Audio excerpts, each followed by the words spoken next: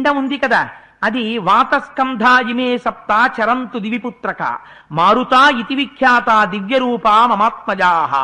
వాళ్ళు వాతస్కంధములకు అధిష్టాన దేవతలై అంతరిక్షంలో నీ యొక్క పరిపాలనలో నీ అనుగ్రహంతో నీకు తమ్ముళ్ళుగా నిన్ను సేవిస్తూ ఎన్ని ముక్కలుగా నరికావో వాళ్ళని ఆ ముక్కల్ని దేవతా స్వరూపాలిచ్చి వాళ్ళు అంతరిక్షంలో వాయుస్కంధములకు అధిదేవతలుగా ఉండేటట్టుగా నాకు వరమివయ్యా ఇంద్ర అని అడిగింది. అడిగితే ఆవిడంది బ్రహ్మలోకం చరత్వేక ఇంద్రలోకం తథాపరః దివి వాయురితి ఖ్యాత శృతీయోపి మహాయశాః చత్తరాస్తు సురశ్రేష్ఠ దిశో వై తపశాసనాత్ సంచరిష్యంతు భద్రం తే దేవభూత మమాత్మజాః. అమ్మా తప్పకుండా ఇస్తానమ్మా వరాన్ని నువ్వు కోరుకున్నట్టు. బ్రహ్మలోకంలో ఉండేటటువంటి వాయుస్కంధానికి ఒకడు అధిదేవత అవుతాడు, ఇంద్రలోకంలో ఉండేటటువంటి వాయుస్కంధానికి ఒకరు అధిదేవత అవుతారు, అలాగే అంతరిక్షంలో ఉండేటటువంటి వాయుస్కంధానికి ఒకరు అధిదేవత అవుతారు. దానితో పాటుగా ఈ 4 దిక్కులా ఉండేటటువంటి వాయుస్కంధాలకి 4 అధిదేవతలు అవుతారు. వీళ్ళని 7 కూడా నేను వాయుస్కంధములకు అధిదేవతలుగా ఉండేటటువంటి వరాన్ని కటాక్షిస్తున్నాను. అమ్మా నీవు కోరుకున్నట్టే అవుతుంది.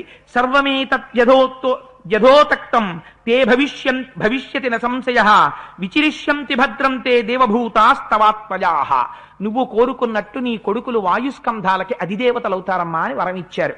ఆవిడంది నా కడుపులో ఉండగా నువ్వు వజ్రం పెట్టి నరికేస్తూ వాళ్ళని మారుదహ ఏడవద్దు అంటూ వజ్రం పెట్టి నరికావు కాబట్టి వాళ్ళకి వేరు పేరు పెట్టను. వాళ్ళందరినీ కూడా మరుత్తులు అని పిలుస్తారు. అందుకని మరుత్తులు అని పేరిచ్చి నీ దగ్గర పని చేయడానికి 7 వాయుస్కంధములకు అధిదేవతలుగా ఇమ్మంది.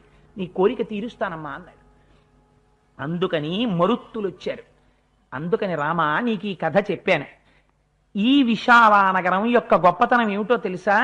990 సంవత్సరముల పాటు దితి తపస్సు చేసిన ప్రదేశం ఇదే. ఇక్కడే ఇంద్రుడు ఆ దితికి సపర్య చేశాడు. ఇక్కడే ఆ మరుత్తులు జన్మించారు. అంత పరమపావనమైనటువంటి స్థలమయ్యా ఈ స్థలం అని నిర్ణయించిన తరువాత దీన్ని మొట్టమొదట పరిపాలన చేసిన వాడెవరో తెలుసా? ఇక్ష్వాకోసు నరవ్యాఘ్ర పుత్రం పరమధార్మిక. ఇక్ష్వాకు రాజు పరిపాలిస్తే ఇక్ష్వాకు వంశంలో అలంబుస అనేటటువంటి భార్యకి ఆయనకి జన్మించినటువంటి వాడు ఆ విశాలుడు అనబడేటటువంటి వాడు ఈ వంశంలో క్రమానుగతంగా వస్తూ ఇప్పుడు పరిపాలిస్తున్నాడు. ఎందుకని ఆ ఇక్ష్వాకుకి హేమచంద్రుడు జన్మించాడు, హేమచంద్రుడికి సుచంద్రుడు జన్మించాడు, సుచంద్రుడికి ధూమ్రాశ్వుడు జన్మించాడు, ధూమ్రాశ్వుడికి శృంజయస్సుడు అనేటటువంటి వాడు జన్మించాడు, ఆయనకి సహదేవుడు జన్మించాడు, ఆయనకి కుశాస్పుడు జన్మించాడు, సోమదత్తుడు, కాకుత్సుడు, ఆ కాకుత్సుడికి సుమతి, ఆ సుమతికి ఇప్పుడు విశాలుడు, ఆ విశాలుడు ఈ రాజ్యం చేస్తున్నాడు, పరమధార్మికుడు. అందుకని ఈ విశాలుడు పరిపాలిస్తున్నటువంటి నగరం కాబట్టి ఈ నగరాన్ని ఇప్పుడు విశాల అని పిలుస్తున్నారు. అది నాయన అని చెప్పింది. చెప్పిన తరువాత ఇప్పుడు పరిపాలిస్తున్నవాడు సుమతి, ఆ సుమతి అనబడేటటువంటి రాజు పరిపాలిస్తున్నాడు, ఆయన పరమధార్మికుడని చెప్పాడు. ఈ చెప్పిన తరువాత విశ్వామిత్రుడు తన శిష్యులైనటువంటి రామలక్ష్మణులతో కలిసి విశాలానగర ప్రవేశం చేశారు. చేసిన తరువాత విశ్వామిత్రుడు వచ్చాడనేటటువంటి వార్త సుమతికి చేరింది. చేరగానే అర్ఘ్యపాద్యాదులు పట్టుకుని పురోహితుల్ని పట్టుకుని గబగబా ఎదురొచ్చేట. మన ఇంటికి అభివృద్ధి ఎప్పుడు జరుగుతుందో తెలుసా అండి? ఇంటికి శుభం జరుగుతోంది, ఇంటికి ఏదో జరగబోయేటటువంటి మంగళం వస్తోంది అని గుర్తు ఏమిటి అంటే, ఇంటికి చాలా కాలం నుంచి కలిసి రాకపోతే మహాత్ముడైనటువంటి వాడు ఇంట్లో అడుగు పెట్టడమే మంగళం జరుగుతోందనడానికి గుర్తు. అందుకని అన్నిటికన్నా దేని పట్ల జాగ్రత్త పడాలి. మహాభక్తుడైన వాడు ఇంటికొచ్చినా రాజ్యానికొచ్చినా జాగ్రత్త పడాలి. వారు అవమానింపబడ్డారా, వారి పట్ల నువ్వు ఉపేక్ష భావంతో ప్రవర్తించావా, ప్రమాదం కూడా అలాగే వస్తుంది. ఇంద్రజుమ్న మహారాజు గారికి రాలా? అగస్త్యుడు వస్తే సేవించకపోతే గయ్యోనిలోకి వెళ్ళిపోయాడు. అందుచేత మహానుభావుడు సుమతి పురోహితులతో కలిసి వచ్చాడు. వచ్చి అర్ఘ్యపాద్యాదులు ఇచ్చి విశ్వామిత్రుణ్ణి పూజించాడు. ఇది విశ్వామిత్రుడి యొక్క జీవన ఔన్నత్యం అంటే. రామచంద్రమూర్తి ఒక్క ప్రశ్న వేస్తే ఈ రాజ్యం ఎవరిది, దీని పేరేమిటి అని అడిగాడు. ఆ రాజ్యానికి ఆ నగరానికి ఉన్నటువంటి గొప్పతనం ఏమిటో ఇంత చెప్పాడు. మనం బదరీ వెడితే ఏది జ్ఞాపకం తెచ్చుకోవాలి? ఈ కథంతా జ్ఞాపకం తెచ్చుకుని ఇదిగో అటువంటి బదరీనాథ్ మేము వచ్చాం అని జై జై విశాల బదరీనాథ్ అనుకుని ఆ ప్రాంతంలో తిరగాలి. అంత గొప్ప ప్రాంతం ఆ ప్రాంతం. అందుచేత ఆ సుమతి ఎదురొచ్చి అర్ఘ్యపాద్యాదులిచ్చి నీ పక్కన ఉన్నటువంటి ఈ రామలక్ష్మణులు ఎవరు, ఇంత అందంగా ఉన్నారు, ఆ అమ్ముల పొదులు కట్టుకున్నారు, ఆ ధనస్సులు కట్టుకున్నారు, సూర్యచంద్రులా ఉన్నారు అని పొగిడారు. పొగిడితే వీళ్ళని రామలక్ష్మణులు అంటారు, దశరథ మహారాజు గారి యొక్క కుమారులు. నేను ఆ సిద్ధాశ్రమంలో యాగం చేస్తుంటే అక్కడ వీళ్ళు కాపాడి నన్ను రక్షించారు. ఆ యాగం పరిపూర్తి కావడానికి ఈ రామలక్ష్మణులే కారణము అని విశ్వామిత్ర మహర్షి ఆ సుమతికి రామలక్ష్మణుల గురించి వివరించారు. ఆ తదనంతరం రామా మనం ఇక్కడి నుంచి బయలుదేరి మిథిలా నగరాన్ని చేరుకుందాం. అక్కడ జనక మహారాజు గారు యాగం చేస్తున్నారు.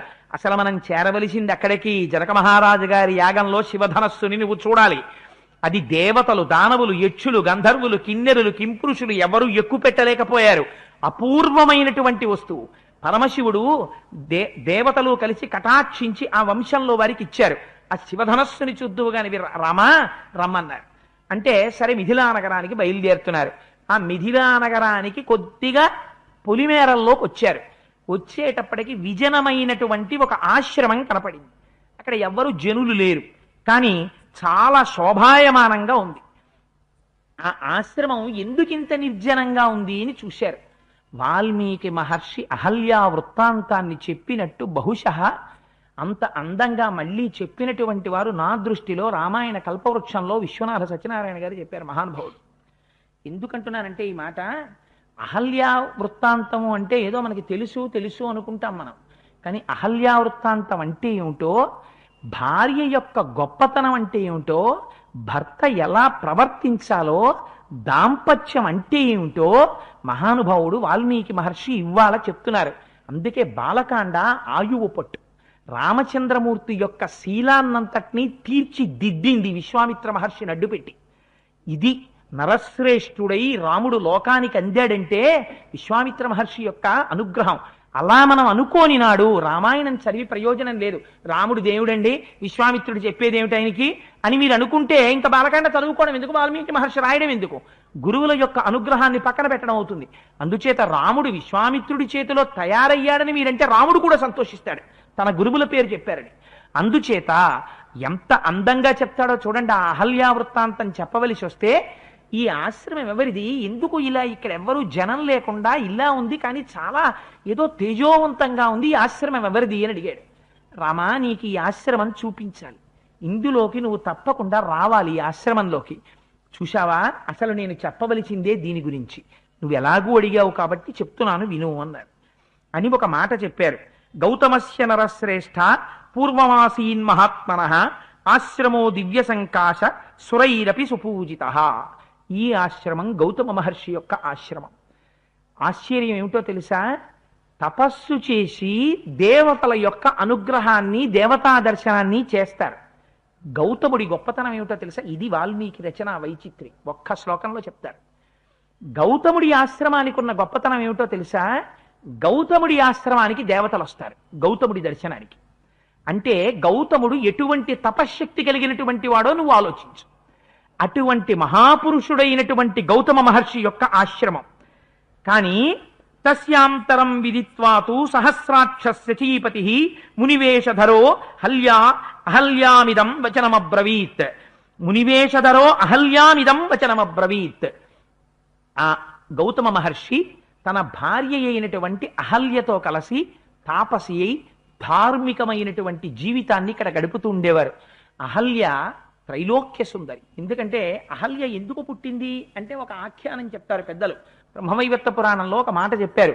మోహిని స్వరూపంగా శ్రీ మహావిష్ణువు వస్తే లోకాలన్నీ అన్నాయిట, చతుర్ముఖ బ్రహ్మగారు ఇన్ని మాటలు సృష్టి చేశాడు, ఏది అంత అందగత్తే? శ్రీ మహావిష్ణువు మోహిని స్వరూపాన్ని పొందితే ఆ అందంతో తుల్యమైనటువంటి ఒక స్త్రీ బ్రహ్మగారు కూడా సృష్టించారు సృష్టిలో అని చెప్పగలిగినటువంటి స్త్రీ ఒకటి ఇప్పటి వరకు బ్రహ్మ సృష్టిలో లేదు అన్నమాట. బ్రహ్మగారికి కొంచెం బాధేసింది. ఎంత మాట అన్నారా నన్ను, ఇప్పటి వరకు నేను అటువంటి సౌందర్య రాశిని సృష్టించలేదన్నారు అని సామాన్య సృష్టి పక్కన పెట్టాడు. పక్కన పెట్టి సమాధిగతుడయ్యాడు. సమాధిగతుడై అపారమైనటువంటి జ్ఞానముద్రలో ఉండగా ఆ సమాధి స్థితిలోంచి ఒక స్త్రీని సృష్టించాడు. ఆవిడ పేరు అహల్య. అందుకే ఆవిడ మహాసౌందర్య రాశి. మెరుపు తీగలు అని అండం కూడా సరిపోదు అహల్య సౌందర్య వర్ణనానికి. కానీ నేను అహల్య యొక్క బాహ్య సౌందర్యం గురించి చెప్పదలుచుకోలేదు. ఆవిడ ఆ ఏ తల్లి పేరు చెప్పినంత మాత్రం చేత మన శరీరమునకున్నటువంటి పాపరాశి ధ్వంసం అవుతుందో అటువంటి మహాపతివ్రత అహల్య. ఆ అహల్య యొక్క పేరు చెప్పుకుంటే చాలు. ఆ అహల్య పేరు చెప్పుకుని జాతి పవిత్రం అవ్వాలి. గంగా నదిలో మీరు 1,000,000 మాటలు స్నానం చేస్తే ఎంత ఫలితమో నా దృష్టిలో అహల్య వృత్తాంతం వినడం చేత అంత పవిత్రం. అంత గొప్ప చరిత్ర అహల్య చరిత్ర. అందుకు చెప్తున్నారు వాల్మీకి మహర్షి. ఆయనకేం ఉట్టినే కథలు చెప్పడం కోసం కాదు ఆయన చెప్పేది. ఎంత గొప్ప మాట చెప్పారో చూడండి. పతికి అనువర్తయ్యి అంత సమాధి స్థితిలో ఉండగా బ్రహ్మగారు సృష్టించినటువంటి అహల్య పర్ణశాల నిర్మించుకుని తపోజీవనం చేసినటువంటి గౌతమ మహర్షితో ధార్మికమైనటువంటి జీవితాన్ని గడుపుతోంది.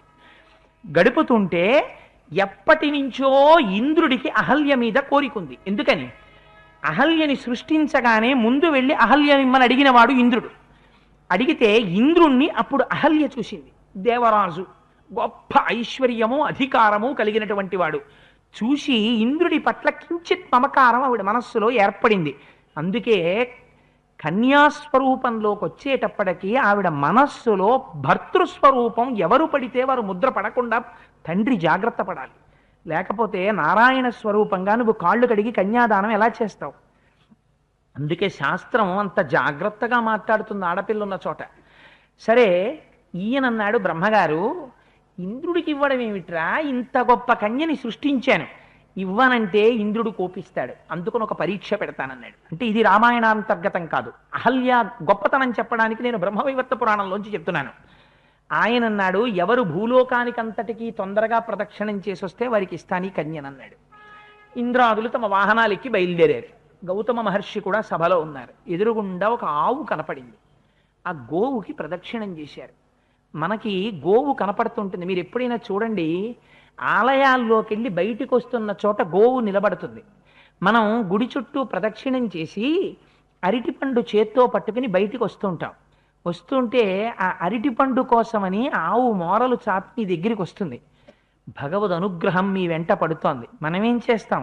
మీ చేతిలో ఉన్న ప్రసాదం ముందు మీరు తినకుండా పెట్టకూడదు. అందుకే ప్రసాదం గుళ్ళోనే తీసుకోండి అంటారు. గుడికొచ్చి గుడి యొక్క అధిష్టాన దేవతా దర్శనం చేయకుండా వెళ్ళకూడదు.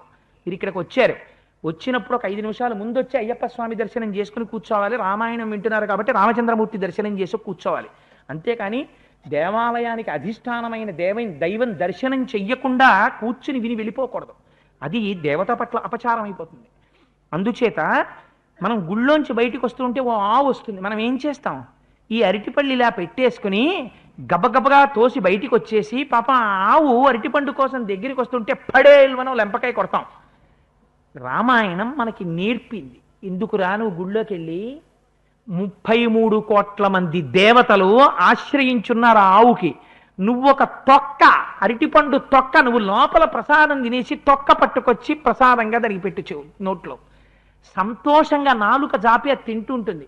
చెయ్యగలిగితే ప్రదక్షిణం చెయ్యి, చెయ్యలేకపోతే దాని పృష్ఠభాగానికి ఓ నమస్కారం చేసి వెళ్ళిపో. 5 ప్రబలమైన లక్ష్మీ స్థానాల్లో గోవు యొక్క పృష్ఠభాగం ఒకటి. ప్రపంచంలో లక్ష్మి ప్రబలంగా ఉండేది అదే.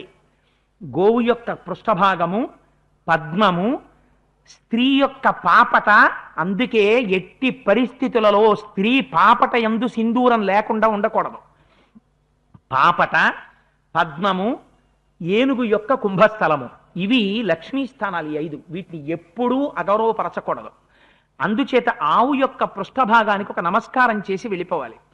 ఇది ధర్మం తెలుసున్న వాడికి తెలుస్తుంది. అందుకు చెప్పారు బాలకాండలో వాల్మీకి మహర్షి. అందరూ భూప్రదక్షిణానికి పరిగెత్తారు. గౌతముడు ఒక్కడు అక్కడే ఉంది గోవు. ఆ గోవుకి ప్రదక్షిణం చేసి వచ్చి కూర్చున్నాడు. వచ్చేటప్పటికి అందరికన్నా ముందు భూప్రదక్షిణం చేసిన వాడు గౌతముడే. ధర్మశాస్త్రం ప్రకారం గోవుకి ప్రదక్షిణం చేస్తే భూప్రదక్షిణం చేసేసినట్టు. అందుకని నేను గౌతమ మహర్షికి ఇస్తున్నాను అహల్యని అని అహల్యని గౌతమ మహర్షికి ఇచ్చి వివాహం చేశారు. అప్పటికి చెప్పడానికి ఇంకొక మార్గం లేక ఇంద్రుడు చిన్న బుచ్చుకుని వెళ్ళిపోయాడు. 2 గౌతమ మహర్షి యొక్క తపస్సు పెరిగిపోతోంది. గౌతమ మహర్షిని తానేం చేయలేడు, ఎందుకని ఆయన పరమసాత్వికుడు. కానీ ఆయన తపస్సు భ్రష్టం అవ్వాలంటే ఆయనకి కోపం వచ్చి శాపం ఇవ్వాలి. అందుకని తాను గౌతమ మహర్షి జోలికి వెళ్ళలేడు. గౌతమ మహర్షి భార్య అయిన అహల్య జోలికి వెళ్ళాలి. ఒకటి, తన కోరిక తీరుతుంది అహల్యను అనుభవించడం. రెండు, అహల్యను అనుభవించడం చేత గౌతముడి తపస్సు భ్రష్టం అవుతుంది. ఈ మాట కడుపులో పెట్టుకుని గౌతముడి ఆశ్రమానికి వెళ్ళాడు. మునివేష ధరో హల్యామిదం వచనమబ్రవీత్. గౌతమ మహర్షి యొక్క వేషాన్ని కట్టాడు.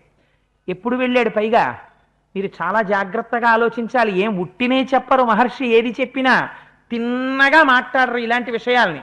ఆలోచించవలసిన విషయాలు. తెల్లవారుజామున వెళ్ళాడు బ్రాహ్మీ సమయంలో. బ్రాహ్మీ ముహూర్తము కేవలము దేవతారాధనకు మాత్రమే. పూర్వ సంధ్యయందు కాని, ఉత్తర సంధ్యయందు కాని, మిట్ట మధ్యాహ్న సమయమునందు కాని అసలు పగటిపూట నిషిద్ధం. నేను సభాముఖంగా చెప్పానని అనుకోకండి. పూర్వోత్తర సంధ్యల యందు భార్యాసంగమం చేత కుమారుడు కలిగితే వాడు లోకములను పీడించగలిగిన కొడుకు పుడతాడు. అంత శాడిస్టులు పుడతారు. తెల్లవారుజామున బ్రాహ్మీ ముహూర్తంలో గౌతమ మహర్షి వేషంలో ఆశ్రమంలోకి వెళ్ళాడు. వెళ్ళి, నీ సంగమాన్ని అపేక్షిస్తున్నాను అహల్య అన్నాడు. అహల్య మహాపతివ్రత, కనిపెట్టగలదు. గౌతమ మహర్షి బ్రాహ్మీ ముహూర్తంలో ఈ మాట అడుగుతారా? సంధ్యావందనాది క్రతువులు చేసుకుని నదీ స్నానం చేసే మహర్షి బ్రాహ్మీ సమయంలో భార్యా సంగమం ఎందుకు అడుగుతారు? అడగరు. కానీ ఆవిడికి తెలుసు వచ్చినవాడు గౌతముడు కాడు, ఇంద్రుడే వచ్చాడని తెలుసు. కానీ మనస్సులో ఎప్పుడో ఒక కోరిక ఉండిపోయింది. ఎందుకు ఉండిపోయింది? కన్యాత్వంలో ఉండగా ఎవరి మీద పడితే వాళ్ళని, నీ ఇంటికి వచ్చిన వాళ్ళందరినీ నువ్వు పిచ్చ పొగట్టలు తల్లిదండ్రులు మొదలు పెడితే నీ ఇంట్లో ఆడపిల్ల మనస్సు రేపొద్దున్న కన్యాదానం ఖచ్చితంగా జరుగుతుందన్న వాడి మీద తప్ప అన్యుల యందు కాని కుదురుకుని ఉండిపోతే తర్వాత వైవాహిక జీవితంలో ఎటువంటి ప్రమాదాలు వస్తాయో చూపిస్తున్నారు మహర్షి. ఆనాడు ఇంద్రుడి మీద మనస్సు ఉండిపోయింది. ఉండిపోయిన మనస్సు ఇప్పుడు వచ్చిన వాడు గౌతముడు కాడు, ఇంద్రుడు వచ్చాడని అహల్యకి తెలుసు. తెలిసినా ఏం చేసింది? మునివేశం సహస్రాక్షం విజ్ఞాయ రఘునందన మతిం చకార దుర్మేధా దేవరాజ కుతూహలాం. ఆవిడ వచ్చినటువంటి వాడు గౌతముడు కాడని తెలిసి కూడా దుర్మేధయై ఇంద్రుడికి దేవరాజ్యాధిపతి అని, ఆయనకి కామధేనువు కల్పవృక్షం ఉన్నాయని, ఐశ్వర్యం ఉందని ఆయనతో సంగమాన్ని అంగీకరించింది. అంగీకరిస్తే ఆయన సంగమించాడు. సంగమించిన తరువాత ఒక మాట అంది అహల్య. కృతార్థోస్మి సురశ్రేష్ఠ గచ్చ శీఘ్రమిత ప్రభో ఆత్మానం మాంచ దేవేశ సర్వదా రక్షమానద. ఓ ఇంద్ర, కృతార్థోస్మి, నేను కృతార్థురాలనయ్యాను నీతో సంగమం చేత. నువ్వు తొందరగా ఇక్కడి నుంచి వెళ్ళిపో. మహర్షులు ఏది చెప్పినా మన సంప్రదాయంలో గొప్పతనం ఏమిటో తెలుసా అండి? దాచి మాట్లాడరు. కానీ ఇది వినేటప్పుడు మీరు తొందరపడి నిర్ణయాలకు వచ్చేసేయకండి. అందులో ఆంతరమైన విషయం చెప్తాను నేను తప్పకుండా. అందుకని కృతార్థోస్మి సురశ్రేష్ఠ గచ్చ శీఘ్రమిత ప్రభో, నువ్వు వెంటనే ఇక్కడి నుంచి వెళ్ళిపో. ఎందుకో తెలుసా? నేను కృతార్థురాలనయ్యాను నీతో సంగమం చేత. కానీ నిన్ను నువ్వు రక్షించుకో గౌతముడి నుంచి, నన్ను రక్షించండి. ఎందుకని? గౌతముడు ఇంటికి వచ్చాడా, తన బండారం ఇంద్రుడి బండారం బయటపడిపోతుందండి. ఎంత అనరాని మాట! ఈ మాట అంది. ఇంద్రుడు అన్నాడు, ఆయన వెళ్ళిపోతూ ఇంద్రస్తు ప్రహసన్ వాక్యమహల్యామిదమబ్రవీత్ శుశ్రోణి పరితుష్టోస్మి గమిష్యామి యథాగతం. ఆయన అన్నాడు, దొంగ నవ్వోటి నవ్వి ఇంద్రుడు, నేను చాలా సంతోషించాను అహల్య, నేను బయలుదేరిపోతున్నాను. శుశ్రోణి పరితిష్టోస్మి, చాలా ఆనందాన్ని పొందాను. గమిష్యామి యథాగతం, ఎలా వచ్చానో అలా వెళ్ళిపోతున్నాను అన్నాడు. అని దొంగలా గబగబా పర్ణశాలలోంచి బయటికి వస్తున్నాడు. బయటికి వచ్చేటప్పటికీ గౌతమం సందదర్శాధ ప్రవిశంతం మహామునిం దేవదానవ దుర్ధర్షం తపోబల సమన్వితం. ఎంత అందంగా మాట్లాడతారో చూడండి మహర్షి. లోపల నుంచి బయటికి ఎడుతున్నవాడెవరు? దేవేంద్రుడు. బయట నుంచి లోపలికి వస్తున్నవాడెవరు? గౌతముడు. విశేషణం ఎవరికేశారు? దేవతలని దానవులని కూడా తన తపశ్శక్తి చేత నిగ్రహించగలిగినటువంటి తపోధనుడైనటువంటి గౌతముడు లోపలికి వస్తున్నాడు. ఎక్కడ తప్పుందో అక్కడ ఎంత ఐశ్వర్యమున్నా ముఖం మారిపోతుంది. ఎక్కడ బ్రహ్మమును నమ్ముకునున్నాడో అక్కడ తన మీద ఎన్ని నిందలొచ్చినా తేజోవంతమై సూర్యుడి పగిది వెలిగిపోతూనే ఉంటాడు. అందుకని ఆయన తీర్థోదక పరిక్లిన్నం దివ్యమానమివానలం గృహీత సమిధం తత్ర సకుశం మునిపుంగవం దృష్ట్వా సురపతిస్తత్రో వివర్ణవదనోభవత్ అధదృష్ట్వా సహస్రాక్షం మునివేషధరం ముని. చేతిలో దర్భలు పట్టుకునున్నాడు, స్నానం చేసి వచ్చాడు. ఆ ఒంటి మించి ఇంకా నీరు కారుతోంది. దేవతలను దానవులను కూడా శాసించగలిగినటువంటి అపారమైన తపశ్శక్తితో దుర్నిరీక్షుడై ఉన్నాడు మహానుభావుడు. ఇంద్రుడు బయటికి వెళ్ళి ఆయన వంక చూశాడు. ఆయన కట్టుకున్నదేమిటి? ఒక నారచీర కట్టుకుని ఉన్నాడు, ఒళ్ళు తడిసి ఉంది, చేతిలో దర్భలు పట్టుకుని ఉన్నాడు, కర్మిష్ఠి అయి ఉన్నాడు, బ్రహ్మజ్ఞాని, గొప్ప తపశ్శక్తి ఉన్నవాడు. ఇంద్రుణ్ణి చూశాడు. ఇంద్రుడి ముఖం వివర్ణమైపోయింది, మాడిపోయింది. ఇంద్రుడి ముఖం మాడిపోగానే ఆయన గ్రహించారు, ఏ పొరపాటు జరిగిందో కనిపెట్టారు. కనిపెట్టి దుర్వృత్తం వృత్త సంపన్నో రోషాద్వచన వచనమబ్రవీత్ మమ రూపం సమాస్థాయ కృతవానసి దుర్మతే. నా రూపాన్ని నువ్వు తగిలించుకుని చెయ్యరానటువంటి దుశ్చేష్ట చేశావు దుర్మతి. ఇంద్ర అకర్తవ్యమిదం తస్మాత్ విఫలస్తం భవిష్యసి గౌతమేనైవ ముక్తస్య సరోషేణ మహాత్మన పేతతుర్వృషణౌ భూమౌ సహస్రాక్షస్య తక్షణాత్ తథా శప్తాస వై శక్ర మహల్యామపి శప్తవాన్. ఎప్పుడైతే ఇంద్రుడు బయటికి వస్తుండగా చూశారో, స్త్రీ సంగమం పట్ల నీకింత కాంక్ష ఉండడానికి కారణం ఎందుచేత? నువ్వు పురుషుడవై ఉండడం చేత. అది కదా నీ అహంకారానికి కారణమైంది, చెయ్యరా అని పెని చేయడానికి. పురుషత్వమునకు చిహ్నములైనటువంటి నీ అండములు జారి నేల రాలి పడిపోవుగాక అని శపించారు. మహాత్ములు ఎప్పుడు ఎక్కడ దుర్బుద్ధి ఉందో దాన్ని పడగొడతారు. పేతతరుషణౌ భూమౌ సహస్రాక్షస్య తక్షణాత్. ఉత్తర క్షణం ఇంద్రుడి యొక్క అండములు జారి నేలన పడిపోయి. ఒక్కసారి అహల్య వంక చూశారు. ఇహవర్ష సహస్రాణి బహూనిత్వం నివశ్యసి వాయుభక్షా నిరాహార తప్యంతి భస్మశాయిని. ఆవిడ రాయి అయిపోయిందని చెప్తారు, అలా శపించలేదు గౌతమ మహర్షి. రాయి అయిపో అని నువ్వు శిలవిక అని ఆయన అనలేదు. ఇహవర్ష సహస్రాణి బహూనిత్వం నివశ్యసి. నువ్విక్కడ కొన్ని వేల సంవత్సరాలు తపస్సు చేస్తూ పడుండు. ఎలా ఉంటావో తెలుసా? వాయుభక్ష, గాలిని తిను. నిరాహార, నువ్వు ఇంకా ఆహారం తినకు.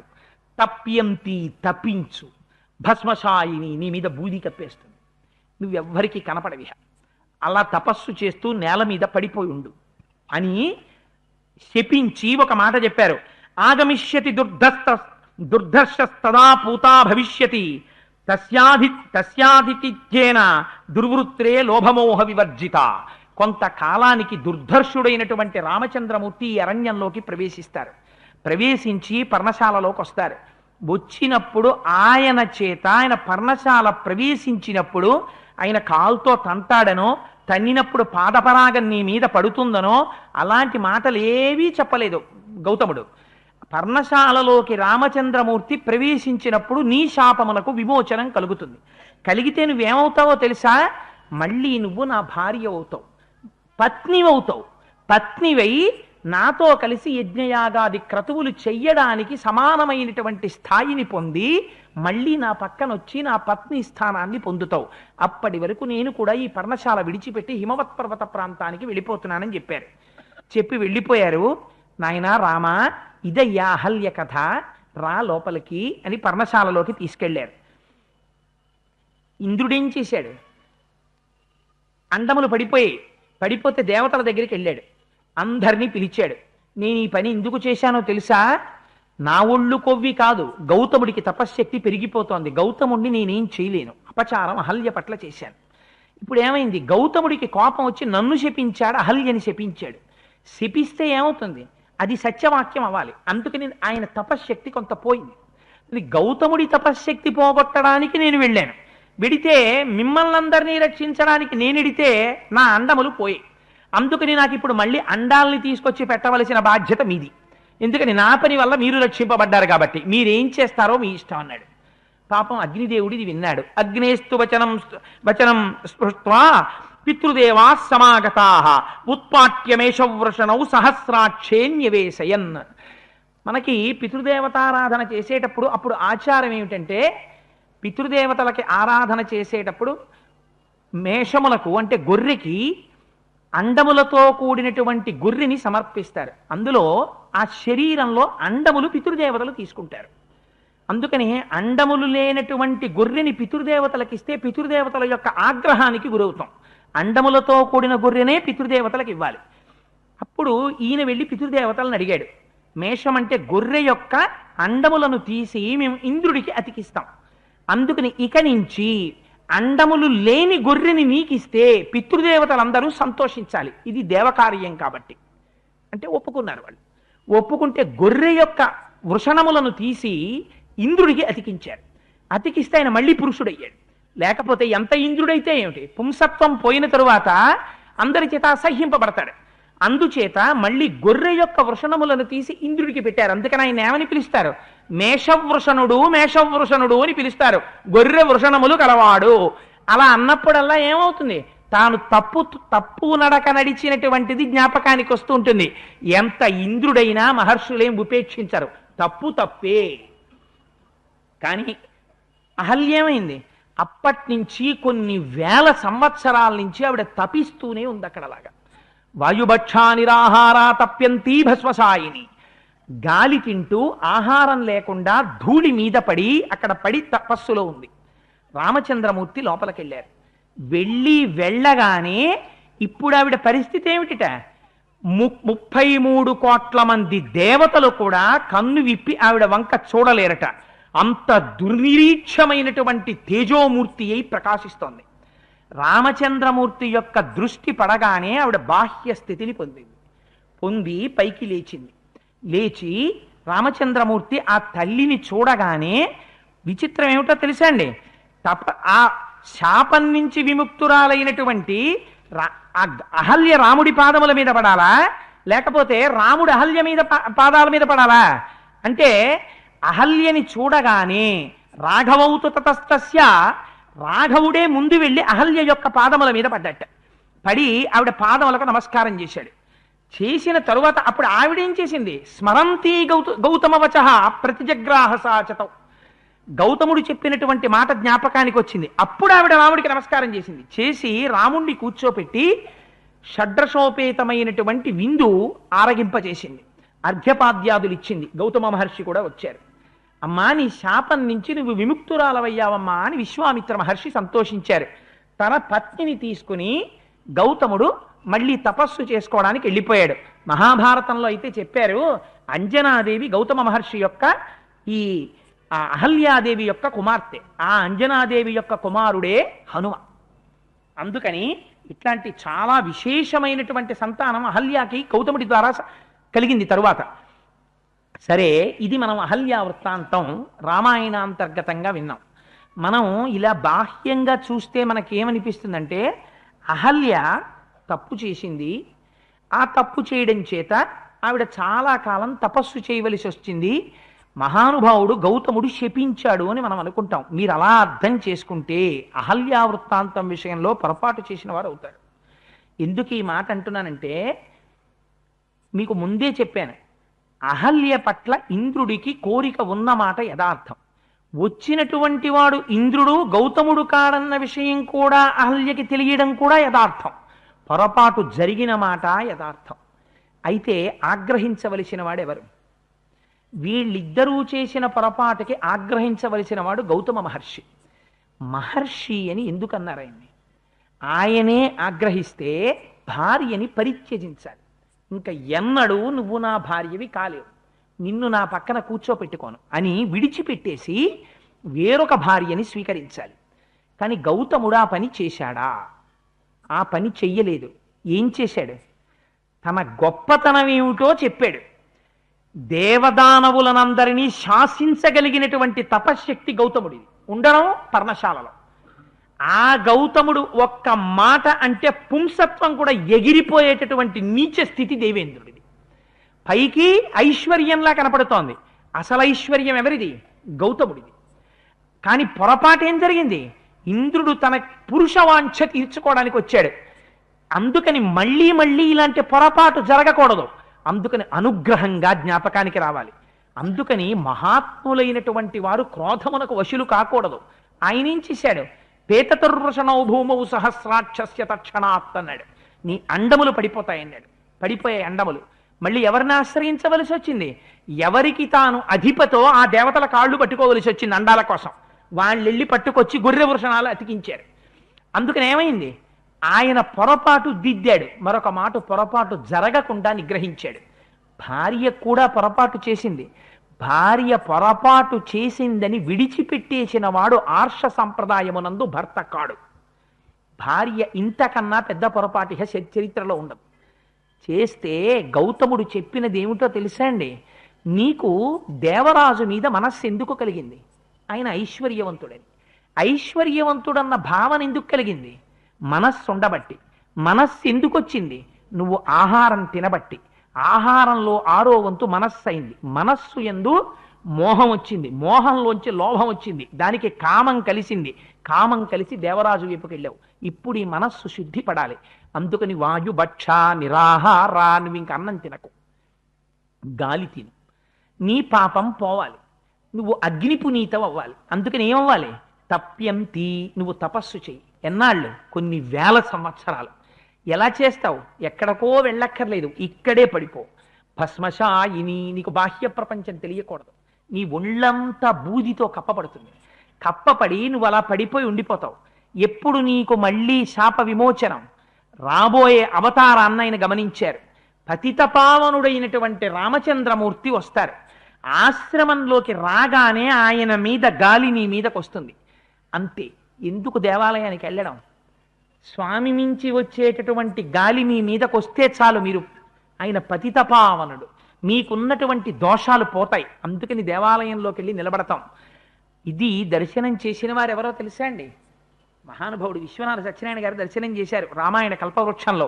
ప్రభుమేనిపై గాలిపై వచ్చినంతనే పాషాణమొకటికి స్పర్శ కలిగే, ప్రభుమేని నెత్తావి పరిమళించినతో నయశ్వంభుగ్రాణేంద్రియంబునొందే, ప్రభువు కాలి సవ్వడి ప్రాంతమైనంతనే శిలకొక్కదానికి చెవులు కలిగే, ప్రభు నీలి రత్న మంగళాంగంబు కనవచ్చి రాతికి కనులు కలిగి, ఆ ప్రభుండు వచ్చి ఆతిథ్యమును స్వీకరించినంత నుపల హృదయ వీధి ఉపనిషద్వితానములికి శ్రీరామ భద్రాభిరామమూర్తి ఎగుచుతోచే. వేరొక్కసారి ఎప్పుడైనా నీ నోటితో అహల్య వ్యభిచరించిందంటావేమో అనడానికి నీకు హక్కు లేదు. ఎందుకని? పతితపావనుడనైనటువంటి నా అనుగ్రహాన్ని కొన్ని వేల సంవత్సరముల తపస్సు చేసి 33 కోట్ల మంది దేవతలు ఋషులు వచ్చినా సరే చూడడానికి వీలు లేనటువంటి కాంతి స్వరూపంతో విరాజిల్లుతోంది ఆ తల్లి ఇప్పుడు. అందుచేత ఆ దేవత, ఆ తల్లి యందు ఇప్పుడు పాపము లేదు.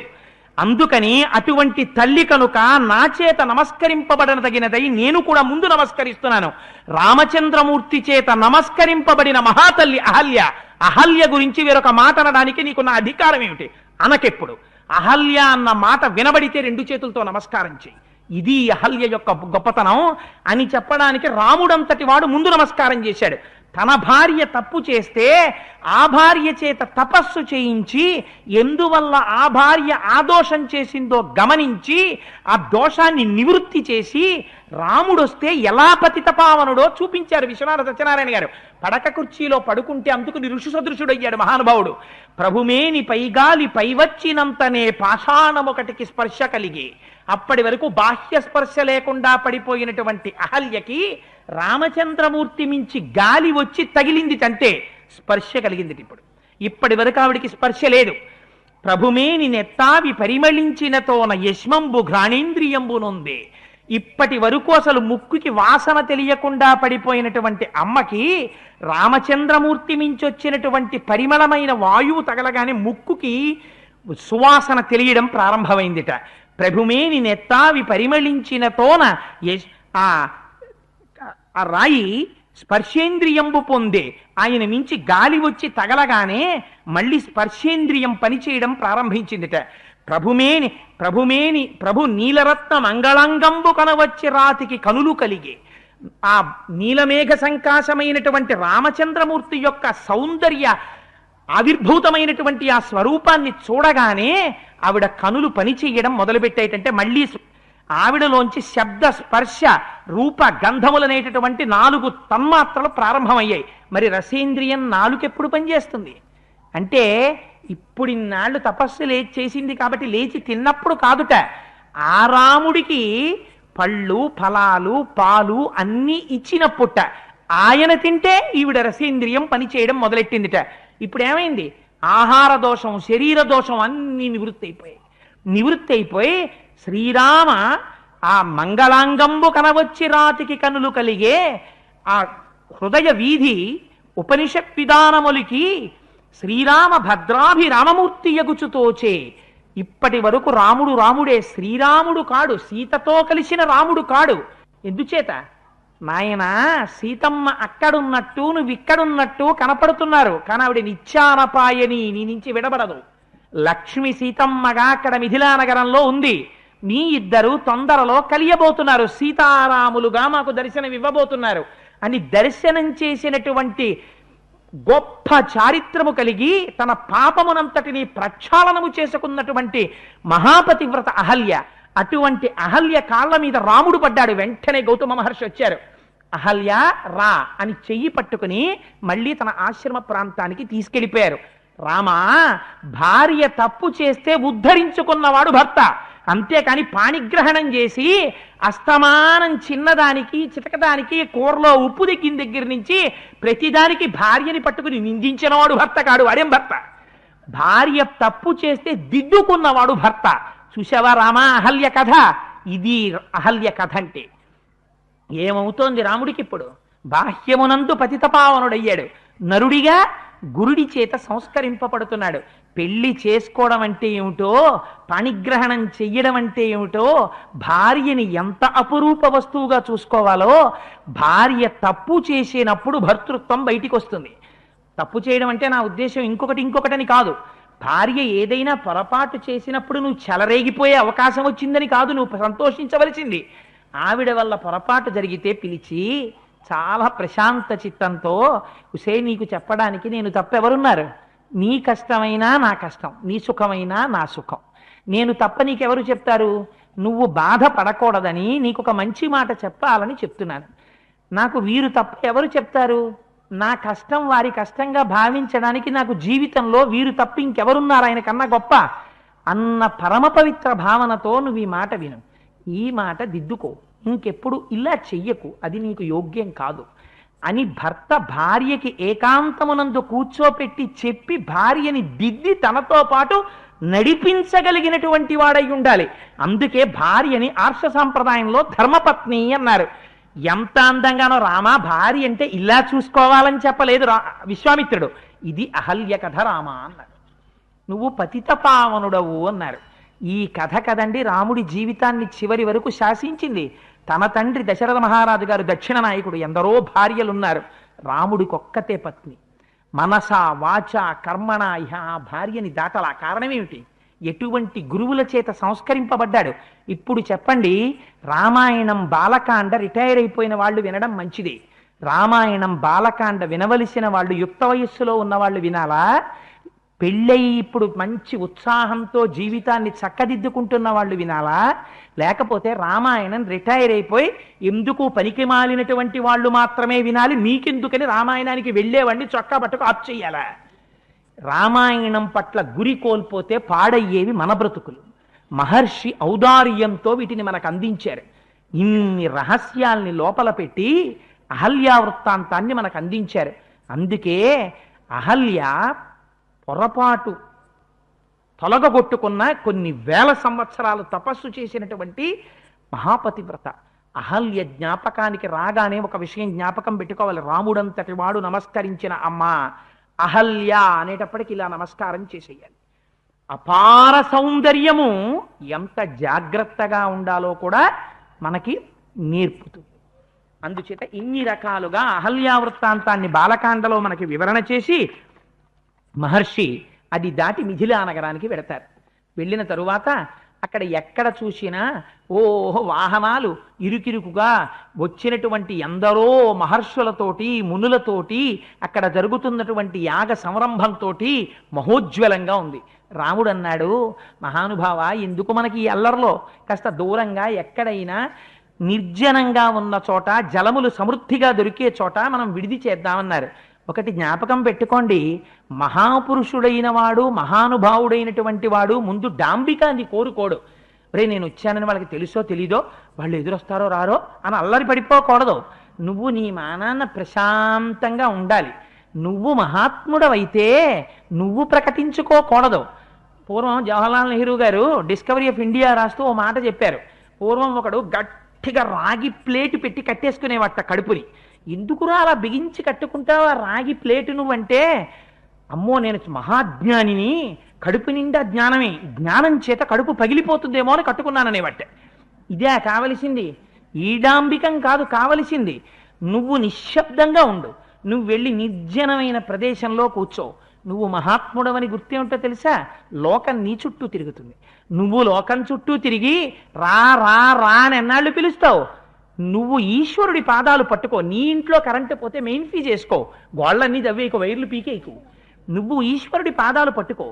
నువ్వు లోకాన్ని ఉద్ధరించగలిగిన శక్తి ఈశ్వరుడు నీకిస్తాడు. నీ దగ్గర పొందవలసిన వాళ్ళు నీ దగ్గరికి వస్తారు.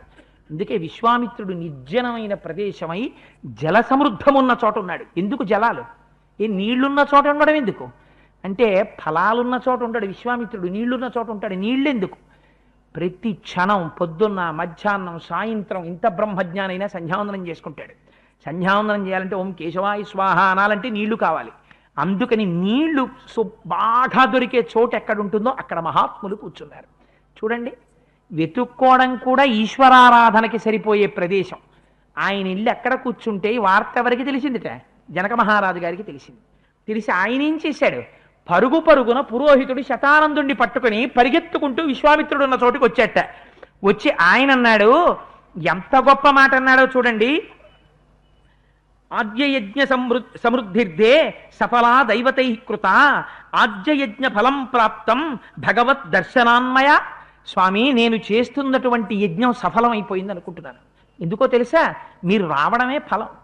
విశ్వామిత్రుడివి, మహానుభావుడివి, బ్రహ్మర్షివి, నువ్వు వచ్చావు, ఇంకేం కావాలి? చాలా సంతోషమయ్యా మహానుభావ అని చెప్పి అర్ఘ్యపాద్యాదులు ఇచ్చాడు, పూజించాడు. ఎక్కడ కూర్చుంటే ఏమిటి? పూజ చేశాడు. పూజ చేసి విశ్వామిత్రుడితో ఒక మాట అడిగాడు. ఆ విశ్వామిత్రుడితో మాట్లాడడంలో ఇలా చూసేటప్పటికీ పక్కన రామలక్ష్మణులు కనబడ్డారు. ఆయన అన్నాడు, ఇమౌ కుమారౌ భద్రంతే దేవతుల్య పరాక్రమౌ గజసింహగతి వీరౌ శార్దూల వృషభోపమౌ పద్మపత్ర విశాలాక్షౌ ఖడ్గతూణీధనోద్ధరౌ అశ్వినావివరూపేణ సముపస్థిత యవ్వనౌ యదృచ్ఛయైవ గాం ప్రాప్త దేవలోకాదివామరౌ కథం పద్మ్యామిహ ప్రాప్త కిమర్థం కన్యవామునే వరాయుధరౌ వీరౌ కస్య పుత్రౌ మహామునే భూషయంతామిమం దేశం చంద్రసూర్య వివాంబరం అని. చూశావా, వీళ్ళేమో ఖడ్గాలు పట్టుకున్నారు, కోదండాలు పట్టుకున్నారు, బాణతూణీరాలు కట్టుకున్నారు, సూర్యచంద్రుల్లా ఉన్నారు, ఇద్దరు ఒక్క పోలికతో ఉన్నారు. ఏనుగు పెద్ద పులి నడుస్తుంటే ఎలా ఉంటుందో అలా నడుస్తున్నారు, అపారమైనటువంటి తేజస్సుతో ఉన్నారు. ఈ పిల్లలిద్దరినీ చూస్తే మహాశ్చర్యకరంగా ఉంది. ఈ పిల్లలిద్దరూ ఎవరయ్యా? మహానుభావ విశ్వామిత్ర, నీ పక్కన ఎందుకున్నారు వీళ్ళు అని అడిగారు. పొంగిపోయాడు. తన శిష్యుణ్ణి చూసుకుని గురువు పొంగిపోవాలి, అంతేకాని వాళ్ళు రాగానే వీళ్ళే ముందెళ్ళిపోయి sir I'm Rama son of Dasaratha glad to meet you అని వీళ్ళేం చెప్పరు. గురువుగారి వెనకాతలు ఇలా నించుంటారు. నించుంటే గురువుగారిని చూసిన తర్వాత శిష్యుల వంక చూసి, ఏమి పరాక్రమం, ఏమి అద్భుతం, ఏమి స్వరూపం, సూర్యచంద్రుడు ఆకాశంలో ఉన్నట్టున్నారయ్యా, ఎవరయ్యా వీళ్ళు అని అడిగారు. అడిగితే గురువు, వాళ్ళిద్దరా? బాబాయ్ చాలా గొప్పవాళ్ళండి, దశరథుడి కొడుకులు, 60,000 సంవత్సరాల తర్వాత పుత్రకామేష్టి చేస్తే పుట్టారు. ఏమనుకుంటున్నారో? ఇలా పిచ్చ పిచ్చ పొగడ్తలు గురువులు పొగడరు. గురువులు పొగిడితే శిష్యుడు పాడైపోతారు. నేను గురువు ఎంతవరకు మాట్లాడాలో అంతవరకు మాట్లాడతారు. గురువు అన్నారు, విశ్వామిత్రుడు వాళ్ళ దశరథ మహారాజు గారి కుమారుడు రామలక్ష్మణుడు. సిద్ధాశ్రమంలో నేను యాగం చేశాను, దాన్ని రక్షించడం కోసమని రామలక్ష్మణుల్ని తీసుకొచ్చాను. వాళ్ళ రక్షణలో నా యాగం పూర్తయింది. దశరథ కుమారులు వారు నాతో వచ్చారు అన్నాడు. అన్న తర్వాత శతానందుడు పరిగెత్తుకొచ్చాడు. ఎవరు? గౌతమ మహర్షి కుమారుడు. పరిగెత్తుకొచ్చి ఆహా మీరు ఇలా వస్తున్నప్పుడు మా అమ్మ కనపడిందా, ఆశ్రమంలోకి వెళ్ళారా అన్నాడు. అంటే రాముడు వచ్చాడయ్యా, పతితపావనుడు కదా, మీ అమ్మ శాప విమోచనమైంది, సంతోషంగా గౌతమ మహర్షితో కలిసి వెళ్ళిపోయింది అన్నాడు. అనగానే ఇప్పుడు శతానందుడికి సంతోషం ఎవరి వైపుకి ఎడుతుంది? రాముడి వైపుకి తిరిగాడు. రామా, మా అదృష్టమయ్యా నీ దర్శనం. మా అమ్మ ఎంత కష్టపడిందో నీకు తెలుసా రామా? జీవితంలో ఒక్కసారి కామమునకు వశురాలైంది. అయినందుకు ఎన్ని వేల సంవత్సరములు తపస్సు చేసిందో తెలుసా? అమ్మ గురించి కొడుకు మాట్లాడినా, భార్య గురించి భర్త మాట్లాడినా మన సమాజం ఎలా మాట్లాడేదో చూడండి. ఇంత పొరపాటు కనపడితే చెట్టీలు పట్టుకుని, చొక్కాలు పట్టుకుని, కొట్టుకుని, వాడి మొహం నేను చూడనని, నా మొహం వాడు చూడనని విడిపోయేటటువంటి దౌర్భాగ్య స్థితికి ఇవాళ సమాజం జారిపోయింది. కానీ అంతంత పొరపాట్లు కూడా సరిదిద్దుకున్నటువంటి కుటుంబాధిపతులు ఉండేవారు, ప్రేమించగలిగినటువంటి కుటుంబ సభ్యులు ఉండేవారు. అంత తపస్సు చేసిందయ్యా మా అమ్మ. మా అమ్మ నీకు ఆరాధన చేసిందా? నువ్వు మా అమ్మ దగ్గర అర్ఘ్యపాద్యాదులు పుచ్చుకున్నావా? మా అమ్మ ఇచ్చినటువంటి విందు స్వీకరించావా? నాయనా, ఆ భక్ష్యాల్ని భోజ్యాల్ని స్వీకరించావా?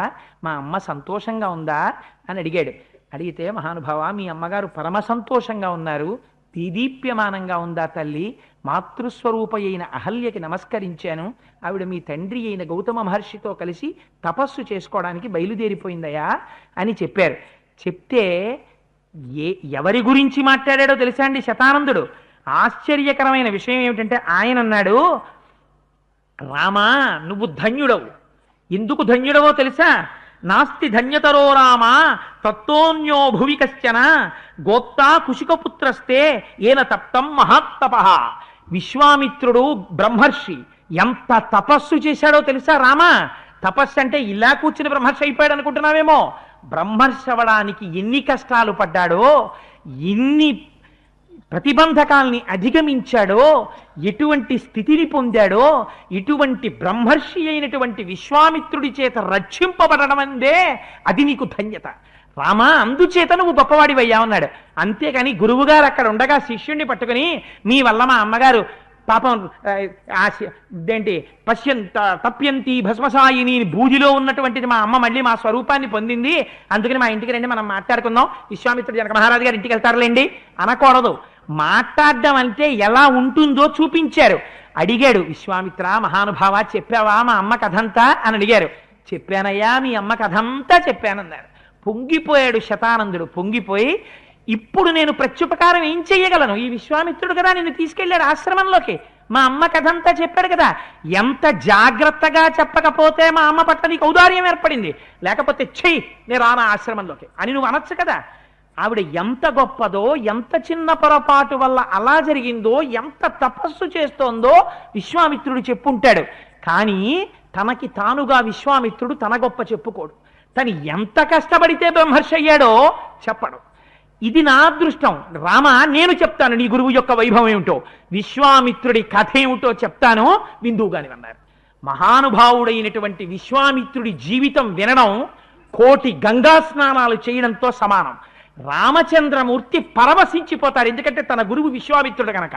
రేపటి రోజున అందున విశేషించి మంగళవారం గనక రామాయణంలో హనుమకి ప్రీతిపాత్రమైన రోజు కనుక అసుర సంధ్య వేళలో అందున రేపు పౌర్ణమి ఉంటుంది. పౌర్ణమి చంద్రుడు రామచంద్రమూర్తి, అమ్మ 16 కళలతో ఉంటుంది. పరమపావనమైన రోజు కనుక రేపు సాయంకాలం విశ్వామిత్ర కథ చెప్పుకుందాం. వీలైతే రాముడు ధనుర్భంగం చేయడం వరకు వెడదాం. ఎల్లుండి పరమోత్సాహంగా సీతారామ కళ్యాణం చెప్పుకుందాం. అందుకని ఇవాళ రోజున ఇక్కడతో పూర్తి చేసి విశ్వామిత్రుడిని స్తోత్రం చేసిన ఘట్టాన్ని పూర్తి చేస్తూ, ఇంకా ఇవాళ కార్యక్రమానికి సంబంధించినంత వరకు నిన్న మీతో ఒక మాట చెప్పి ఉన్నాను. కార్యక్రమం పూర్తి చేసేటప్పుడు విశ్వామిత్ర మహర్షిని ఉద్దేశించి శతానందుల వారు అనగా గౌతమ మహర్షి అహల్యల యొక్క కుమారుడైనటువంటి శతానందుడు ఒక మాట అంటారు రామచంద్రమూర్తితో. ఈయన అపారమైనటువంటి తపశ్శక్తి కలిగినటువంటి వాడు, బ్రహ్మర్షి, బ్రహ్మజ్ఞాని, మహాపురుషుడు, మహానుభావుడు. ఇటువంటి వారి రక్షణలో నీ ఉండడం రామా సామాన్యమైనటువంటి విషయం కాదు. ఈ కారణం చేత నువ్వు పరమ అదృష్టవంతుడవు అని ఒక మాట అని, ఇటువంటి మహానుభావుని యొక్క జీవిత వృత్తాంతాన్ని నీకొక్కసారి చెప్పాలి అని నాకు అనిపిస్తోంది. అందుకని బ్రహ్మర్షి అయినటువంటి విశ్వామిత్రుని యొక్క కథని నీకు వివరిస్తాను అన్నారు. విశ్వామిత్రుడి కథ చాలా ఆశ్చర్యజనకంగా ఉంటుంది. ఎందుచేత అంటే ఒక మహాపురుషుని యొక్క జీవితం వినడము అంటే గంగా నదిలో 1,000,000 మార్లు స్నానం చేయడంతో సమానం. ఎందుచేతంటే మహాపురుషుల యొక్క జీవితాలు ఒక్క రాత్రిలోనో ఒక్క నిమిషంలోనో మారిపోయినవి కావు. అటువంటి స్థితిని పొందడానికి, బ్రహ్మర్షిత్వాన్ని పొందడానికి నిజంగా విశ్వామిత్రుడు పడినటువంటి కష్టాలు, ఆయన యొక్క అకుంఠిత దీక్ష, ఎంత తపస్సు చేశాడు, ఎన్ని ప్రతిబంధకాలు ఎదుర్కొన్నారు, ఎప్పుడు ఆ స్థాయిని పొందారు, అందులో ఒక్క విషయం కల్పితం కానీ, ఒక్క విషయం కూడా ఏదో అందం కోసమని చెప్పి తీసుకొచ్చి ఇమిడ్చినది కానీ లేదు. ఎందుచేత అంటే శ్రీరామాయణం బ్రహ్మగారి వరం చేత వ్రాయబడినది. ఇందులో ఒక్క విషయము కల్పితము కాని, ఒక్క విషయము యథార్థము కానిది కాని ఉండదు అని బ్రహ్మగారు వరం ఇచ్చారు వాల్మీకి మహర్షికి. అప్పుడు తూర్పు దిక్కుకి కొసలుండేటట్టుగా దర్భలని పరిచి దాని మీద కూర్చుని ఆచమనం చేసి తనకి దర్శనమైనటువంటి విషయాన్ని ఆ పాత్రల మనస్సులలో ఉండేటటువంటి భావనలతో సహా లోపల భాషించిన తరువాత అప్పుడు వాల్మీకి మహర్షి దాన్ని గ్రంథస్థం చేశారు. అందుకని అందులో ఒక విషయం కూడా, అందుకే వాల్మీకి రామాయణం ఏదో అర్థం కాని రీతిలో ఏం ఉండదు. అన్ని విషయాల్ని చాలా స్పష్టంగా మాట్లాడే చెప్తారు వాల్మీకి మహర్షి. వాల్మీకి మహర్షి ఏది చెప్పారో దాన్ని మనం అర్థం చేసుకుంటే చాలు, పునీతులం అయిపోయినట్టే. ఎందుకని అంటే మహర్షి ఎక్కడా ఏది దాచి మాట్లాడలేదు, ఉన్నదున్నట్లు మాట్లాడారు.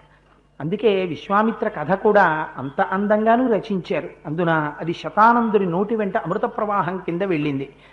మనకి వ్యాస భగవానుడు దేవీ భాగవతంలో ఒక మాట అంటాడు, ఇంద్రియాణి బలిష్టాని నియుక్తాని మానద అపక్వస్య ప్రకుర్వంతి వికారాం స్థాననీకష అంటాడు.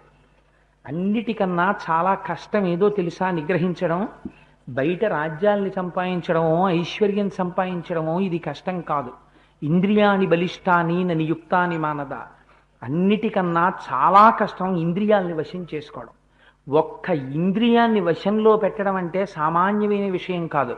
మధురాతి మధురమైన పదార్థం మీ ఎదురుగుండా ఉండగా కొంతమేర మాత్రమే పరిమితంగా భుజించి అవసరమైన దానికన్నా ఒక్క మెతుకు నాలుక మీద వెయ్యకుండా నిగ్రహించగలిగినటువంటి శక్తి ఒక మనిషి సంపాదించగలిగితే అంతకన్నా గొప్ప విషయం ప్రపంచంలో ఇంకొకటి లేదు. ఇంద్రియాలకి ప్రతి క్షణం మనం వశులమైపోతాం. అందున అపక్వస్య ప్రకుర్వంతి, తగినంత జ్ఞానం లేకుండా, తగినంత తపస్సు లేకుండా, తగినంత వైరాగ్యం లేకుండా ఆ ఇంద్రియాల్ని అణిచిపెడదామనో ఇంద్రియాల్ని జయిద్దామనో ప్రయత్నం చెయ్యడం మరింత ప్రమాదకరమైనటువంటి విషయం. ఎందుచేత అంటే ఈ మాట నేను చెప్పట్లేదు, వ్యాస భగవానుడు అంటాడు, తొక్కి పట్టిన కొద్దీ బంతిని కొడితే ఎలా పైకి లేస్తుందో, ఇంద్రియాన్ని తొక్కి పడితే ఇంద్రియం అంతగా జారిపోయి వెతుక్కోవడం మొదలు పెడుతుంది. ఆ సుఖాన్ని ఎలా పొందుదాం ఎలా పొందుదాం ఎలా పొందుదాం అని అపేక్ష మొదలవుతుంది. అది మనస్సు బోధ మొదలు పెడుతుంది. మొదలు పెడితే మనశ్శాంతి లేదు, మనశ్శాంతి లేదంటాడు. ఎందుకనేది లోపల కోరిక కింద పెరిగిపోతుంది. పెరిగిపోతే ఆ కోరిక తీరకపోతే దుఃఖం ప్రారంభం అవుతుంది. అందుకని ఆ ఇంద్రియముల చేత సర్వకాలముల యందు శాసించబడుతుంటాడు మనిషి. గుర్రాలు లాగేసినట్టు 5 ఇంద్రియాలు విచ్చలవిడిగా లాగేస్తాయి. ఉన్నవి 10 ఇంద్రియాలైనా కర్మేంద్రియాల పాత్ర బహు తక్కువ. ఎందుకని అంటే కర్మేంద్రియాలకి స్వతంత్రం ఏమి ఉండదు. ఇప్పుడు ఈ చెయ్యి ఉంది, ఈ చెయ్యి తనంత తానుగా స్వతంత్రంగా వెళ్ళి ఏదో ఈ కాగితాలను ఇలా తీద్దామన్నది ఆలోచించదు. లోపల నుంచి బుద్ధి ఏది చెప్తే అది మాత్రమే కర్మేంద్రియం చేస్తుంది. కానీ జ్ఞానేంద్రియాలకున్న పరిస్థితి వేరు. తమంత తాముగా అవి కొన్ని పనులు చేస్తాయి. ఒక వాసన వచ్చిందనుకోండి, అక్కడెక్కడో అగరధూపం వస్తోందనుకోండి, ముక్కు చెప్తుంది ఏమయ్యోయ్ అగరధూపం వస్తోందంటుంది వాసన చూసి. నాలుకుందనుకోండి రుచి మారితే చెప్పేస్తుంది. ఒకే రుచి చాలాసేపు నాలుక మీద పడుతోందనుకోండి విసుక్కుంటుంది, నాకు ఇదొద్దు ఇంకో రుచి మార్చు అంటుంది. దీనికి ఏం అక్కర్లేదు పాపం, ఏ రుచి అయినా ఇది పుచ్చుకుంటుంది, నిండితే చాలు దాని లక్షణం. కానీ దీనికి అలా కాదు, మార్చు రుచి అంటుంది. అందుకేగా పప్పు కూర పచ్చడి పులుసు చారు పెరుగు మజ్జిగ నా బుర్ర పచ్చిమిరపకాయ ఇన్ని వచ్చాయి. లేకపోతే ఎందుకు అన్ని అక్కర్లేదు, ఏదో ఒక పదార్థం చాలు, సాత్వికమైన పదార్థం తీసుకుని కడుపు నింపుకోవచ్చు. కానీ అలా కాదే, నాలుక ప్రీతి చెందడం కోసమని చెప్పి రకరకాలైనటువంటి రుచులు కలిగినటువంటి పదార్థాల్ని మనం స్వీకరిస్తుంటాం. విశ్వామిత్ర మహర్షి జీవితంలో కూడా గొప్పతనం ఏమిటంటే ఇంద్రియాని బలిష్టాని, ఆ ఇంద్రియాలు ఎంత శక్తివంతంగా ఉంటాయో, మనస్సు ఎన్ని రకాల ప్రలోభాలు పెడుతుందో. శంకర భగవత్పాదులు అంటారు, కామక్రోధశ్చ లోభశ్చ దేహే తిష్టంతి తస్కరాహ జ్ఞానరత్నాపహారాయ తస్మాజ్జగ్రత జాగ్రత్త. బయట దొంగ వస్తే తాళం వేసుకుంటారు, ఇంట్లో నగలెట్టుకెళ్ళి సేఫ్లో పెట్టుకుంటారు. ఇక్కడే ఉంటారు దొంగలు. కామము, క్రోధము, లోభము ఏ క్షణంలోనైనా విజృంభించేస్తుంటారు. కనపడరు, అప్పటికప్పుడు విజృంభిస్తారు, అప్పటికప్పుడు వచ్చిన ధనాన్ని ఎత్తుకుపోతారు. ఎక్కడి నుంచి వస్తుంది కోపం? ఇక్కడి నుంచే వస్తుంది. ఎక్కడి నుంచి పుడుతుంది కామం? ఇక్కడి నుంచే పుడుతుంది కామం. ఎక్కడి నుంచి పుడుతుంది లోభం? ఇక్కడి నుంచే పుడుతుంది లోభం. ఏం చేస్తుంది? జ్ఞానరత్నాపహారాయ, జ్ఞానరత్నాన్ని అపహరించి పట్టుకుపోతుంటుంది. తస్మాత్ జాగ్రత్త జాగ్రత్త. ఎప్పుడో జాగ్రత్త పడ్డం కాదు, ప్రతి క్షణం నువ్వు జాగ్రత్త పడవలసిందే. అదే శిధారావ్రతం అంటారు. నిజంగా ఈ మాటకి వ్యాఖ్యానం విశ్వామిత్రుడి యొక్క జీవితం. అవధరించండి, ఎంత అందంగా చెప్తారో మహర్షి వాల్మీకి రామాయణంలో. అందులో అంటారు, పూర్వకాలంలో, ఇంతకుముందు మీకు గాధి యొక్క చరిత్ర చెప్పాను. అందులో మహానుభావుడు కుశుడు అనబడేటటువంటి ఆయన బ్రహ్మగారి కుమారుడు. ఆ కుశుడికి కుమారులు కుశనాభుడు మొదలైన వారు. ఆ కుశనాభుడు తన కుమార్తెలు నూర్గురిని బ్రహ్మదత్తుడికిచ్చి వివాహం చేసిన తరువాత తనకి కుమారులు లేరనేటటువంటి బాధతో పుత్రకామేష్టి చేస్తుంటే తండ్రి అయినటువంటి కుశమహారాజు గారు వచ్చి, నీకు కీర్తిని కల్పించగలిగినటువంటి వాడు, మహాయశస్సు నీయగలిగినటువంటి కుమారుడు కలుగుతాడని ఆయన పేరు గాధి అని వరం ఇచ్చారు. ఆ గాధి కుశనాభునికి కుమారుడిగా జన్మించాడు. ఆ గాధి కుమారుడు విశ్వామిత్రుడు. కుశిక వంశంలో జన్మించాడు కాబట్టి ఆయన్ని కౌశికుడు అని పిలుస్తూ ఉంటారు. ఆ గాధి కుమారుడైనటువంటి విశ్వామిత్రుడు చాలా కాలం రాజ్యం చేశాడు. ఆయన సుక్షత్రియుడు జన్మచేత. ఈ విషయాన్ని మీరు ఎర్రసిరాతో అండర్లైన్ చేసి జ్ఞాపకం పెట్టుకోవాలి.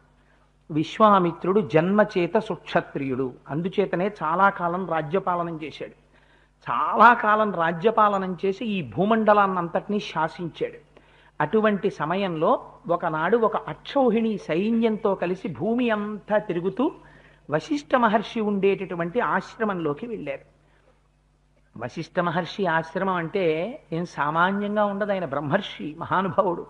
వశిష్ఠ మహర్షి ఉన్న దగ్గర నుంచి కొన్ని వందల మైళ్ళ దూరం ఆయన యొక్క తపశ్శక్తి ప్రభావితం తరంగాలు వస్తుంటాయి.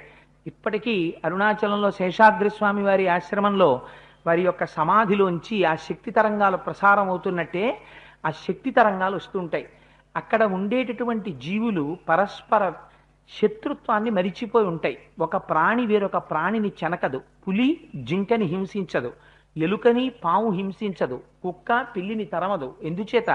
బ్రహ్మర్షి యొక్క తపోశక్తి తరంగాలు అక్కడ ఉంటాయి. కొన్ని వేల మంది శిష్యులు వశిష్ఠ మహర్షికి, ఒక్కొక్కరు ఒక్కొక్క శాఖకి చెందినవారు. వాలకిల్యులు, వైఖానసులు మొదలైనటువంటి వారు ఎందరో అక్కడ ఉంటూ ఉండేవారు. ఎన్ని పర్ణశాలలో, ఎన్ని మృగాలు అలా తిరుగుతుండేవి. ఎన్ని చెట్లు, అన్ని చెట్లు ఫలపుష్ప భరితములై ఉండేవి. అందున అక్కడ శబళ అనబడేటటువంటి కామధేనువు, అది అమృతంతో సమానమైనటువంటి క్షీరాన్ని ఇస్తుండేది. ఆ పాలతో ప్రతిరోజు యజ్ఞయాగాది క్రతువులు జరుగుతుండేది. హవ్యం జరిగేది, కవ్యం జరిగేది. దాని చేతనే వశిష్ఠ మహర్షి యొక్క జీవనయాత్ర జరుగుతుండేది.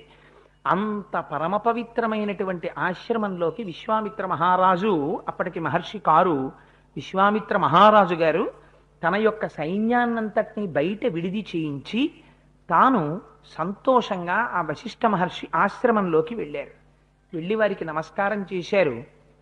వశిష్ఠ మహర్షిని, అయా మీ ఆశ్రమంలో ఉండేటటువంటి చెట్లన్నీ ఫలవంతములై ఉన్నాయా? మీ యజ్ఞయాగాది క్రతువులన్నీ బాగా జరుగుతున్నాయా? ఎక్కడికి వెళ్ళినప్పుడు ఎలా మాట్లాడాలో నేర్చుకోవాలి. అంతేకాని గురువుల దగ్గరికి వెళ్ళి, అయ్యా మీ బ్యాంక్ అకౌంట్ బాగానే ఉందా, ఇంట్రెస్ట్ బాగానే వస్తోందా, లేకపోతే ఇంట్రెస్ట్ రేట్ ఎక్కువ ఉన్నటువంటిది ఏనా సజెస్ట్ చేయనా అని వారి దగ్గర మాట్లాడకూడదు. అందుకని ఎక్కడ ఎలా మాట్లాడాలో అలా మాట్లాడాలి. అయ్యా మీ ఆశ్రమంలో ఉండేటటువంటి ఋషుల యొక్క తపస్సులన్నీ ఏ విఘ్నం లేకుండా సక్రమంగా సజావుగా సాగిపోతున్నాయా? మీకు ఏ విధమైనటువంటి లోపం లేని రీతిలో ఉదకము మొదలైనటువంటివన్నీ లభిస్తున్నాయా? మీరు సంతోషంగా ఉన్నారా అని అడిగాడు. ఆ మాట తీరుకి విశ్వామిత్రుడు మహానుభావుడు వశిష్ఠ మహర్షి సంతోషించారు. సంతోషించి, నాయనా నేను కుశలంగా ఉన్నాను, నువ్వు రాజధర్మంతో రాజ్యం చేస్తున్నావా అని అడిగారు. రాజధర్మము అంటే ఎంత పన్ను పుచ్చుకోవాలో అంత పన్ను మాత్రమే రాజు ప్రజల దగ్గర నుంచి పుచ్చుకోవాలి. పుచ్చుకున్నటువంటి ద్రవ్యంలో ఒక నయా పైసా కూడా రాజు దుర్వినియోగం చేయకూడదు. ఆ ధనాన్ని వృద్ధి చేయాలి. వృద్ధి చేసినటువంటి ధర్మాన్ని పాత్రులైన వారెవరుంటారో అటువంటి వారికి మళ్ళీ అందచేయాలి. అందచేసి దేశక్షేమాన్ని కాంక్షించాలి. ఇది దీనిని రాచధర్మంతో చక్కగా రాజు తన నడువడిని తెలుసుకుని రాజవృత్తము అని పిలుస్తారు దీన్ని. ఆ రాజవృత్తాన్ని పాటించి రాజ్యపాలనము చేయుట. అలా నువ్వు పరిపాలన చేస్తున్నావా? సామంతులందరూ నీకు లొంగి ఉన్నారా? శత్రువులను జయించావా? నీకు మంత్రులు సక్రమంగా సాచివ్యం చేస్తున్నారా అని మీరు రామాయణం చదివితే పాత్రలు ఒకదానితో ఒకటి మాట్లాడుకునేటప్పుడు మీరు ఆ కోణంలో రామాయణం చదవాలి. ఎప్పుడైనా చదివితే ఒక దశరథ మహారాజు గారు భిన్న భిన్న సందర్భాల్లో ఎలా మాట్లాడతారో మీరు చూడాలి. రామచంద్రమూర్తి ఎలా మాట్లాడతారో మీరు చూడాలి. రావణాసురుడు మాట్లాడితే ఎలా మాట్లాడతాడో మీరు చూడాలి. శూర్పణఖ మాట్లాడితే ఎలా మాట్లాడుతుందో మీరు చూడాలి. మాట్లాడి ఆ మాట తీరులో ఉండేటటువంటి తేడాలు మీకు కనిపించాయనుకోండి, మీరు కొన్ని రకాలుగా ఇక మాట్లాడలేరు. ఎందుకంటే అలా మాట్లాడితే మీకు వెంటనే జ్ఞాపకానికి వస్తుంది, ఇది రామాయణంలో శూర్పణఖ మాట్లాడవలసిన మాటలు కదా, ఇది నేను ఎలా మాట్లాడతాను అనిపిస్తుంది మీకు. మీకు రావణాసురుడిలా మాట్లాడబుద్ధి ఇది. రావగతి అసత్ప్రలాపాన్ కరగతీతి ఇది రావణ. ఒకరు బాధపడేటట్టుగా, ఒకరు ఏడ్చేట్టుగా, ఒకరు శోకించేట్టుగా రావణుడు మాట్లాడతాడు. అందుకని అలా మీకు మాట్లాడబుద్ధి ఇది. ఇదేమిటిది, నేను ఇవాళ రావణాసురుడిలా ప్రవర్తిస్తున్నాను అనిపిస్తుంది. మాట యందు సౌమ్యత వస్తుంది రామాయణం తెలిపితే, రామాయణం అర్థం చేసుకుంటే. అసలు మనిషికి ఉండవలసినది అంతకన్నా గొప్ప లక్షణం ఇంకొకటి లేదు. నోరు విప్పి మాట్లాడినప్పుడు అవతల వారు ప్రసన్నులై ప్రీతి చెందేటట్టు మాట్లాడగలిగినటువంటి శక్తి కలిగి ఉంటే అంతకన్నా గొప్ప యజ్ఞం ఇంకొకటి లేదు. అందుచేత మహానుభావుడు ఈ విషయాలన్నింటినీ వశిష్ఠ మహర్షి విశ్వామిత్రుడి దగ్గర ప్రస్తావన చేశారు. చాలా సంతోషించారు. ఉభయలు కుశల ప్రశ్నలు వేసుకున్నారు. వేసుకున్న తర్వాత విశ్వామిత్ర మహారాజు గారు లేచి సెలవు పుచ్చుకుని నేను బయలుదేరుతానన్నారు. అంటే ఆయన అన్నారు, వశిష్ఠుడు ఒక గొప్ప ధర్మాన్ని చెప్పాడు. సత్క్రియాం తు భవానేతాం ప్రతీచ్ఛతు మయోద్యతాం రాజాత్మతిథి శ్రేష్ఠ పూజనీయ ప్రయత్నత. అతిథి వస్తేనే గౌరవించి తీరాలి. అందుకని గృహస్థాశ్రమంలో ఉండేటటువంటి వారు కానీ, అందున ప్రత్యేకించి గృహస్థాశ్రమంలో ఉన్నవాడు ఇంటికి అతిథి వస్తే గౌరవించాలి. ఎందుకంటే అతిథి దేవో భవ అని. అందుకే పెళ్లిలో స్నాతకం చేసుకుంటుంటే గురువుగారు పక్కన కూర్చుని చెప్తూ ఉంటారు, అబ్బాయి మరిచిపోకు సుమా, ఇంటికి అతిథి వస్తే నువ్వు చాలా జాగ్రత్తగా ఉండు, వారితో మర్యాదగా ప్రవర్తించు అని నేర్పుతారు. ఎందుకని గృహస్థాశ్రమంలో పెడుతున్నాడు కాబట్టి. ఇది సన్యాసాశ్రమం, బ్రహ్మర్షి. అయినా సరే వశిష్ఠ మహర్షి అక్కడ ఉండేటటువంటి వారందరూ గురుకులంలో ఉన్నతే వశిష్ఠ మహర్షి కూడా పత్నితో కూడుకుని ఉన్నవారే. అందుకని ఆ వచ్చినటువంటి వారిని అతిథిని పూజించడం, అందున భోజన సమయానికి వచ్చినటువంటి వారిని ఆదరించడం అనేటటువంటిది సనాతనమైన ధర్మం కనుక వశిష్ఠ మహర్షి ఒక గొప్ప ధర్మాన్ని చెప్పారు. సత్క్రియాం తు భవానేతాం ప్రతీచ్ఛతు మయోజ్యతాం రాజాత్మతిథి శ్రేష్ఠ. అతిథులలో నువ్వు శ్రేష్ఠుడవు. ఎందుకని? ఈ భూమినంతటినీ నువ్వు పరిపాలించి రక్షిస్తున్నావు. అటువంటి రక్షకుడవై ధర్మాన్ని నిలబెడుతున్నావు. అటువంటి నువ్వు ఇవాళ ఈ సమయంలో ఆశ్రమానికి వచ్చావు. అందుకని నువ్వు ఆతిథ్యం తీసుకోకుండా వెళ్ళకూడదు. నా ఆతిథ్యాన్ని నువ్వు స్వీకరించవలసింది అన్నాడు. అంటే విశ్వామిత్ర మహారాజు గారు ఎంత అందంగా మాట్లాడాడో చూడండి.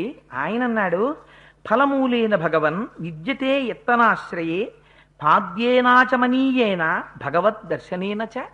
ఇంకా మళ్ళీ మీరు ఆతిథ్యం ఎందుకు ఇవ్వాలి వశిష్ఠ మహర్షి? నాకు అర్ఘ్యం ఇచ్చారు, పాద్యం ఇచ్చారు, చేతులు కడుక్కోవడానికి నీళ్ళు ఇచ్చారు, త్రాగటానికి నీళ్ళు ఇచ్చారు, కాళ్ళు కడుక్కోవడానికి నీళ్ళు ఇచ్చారు.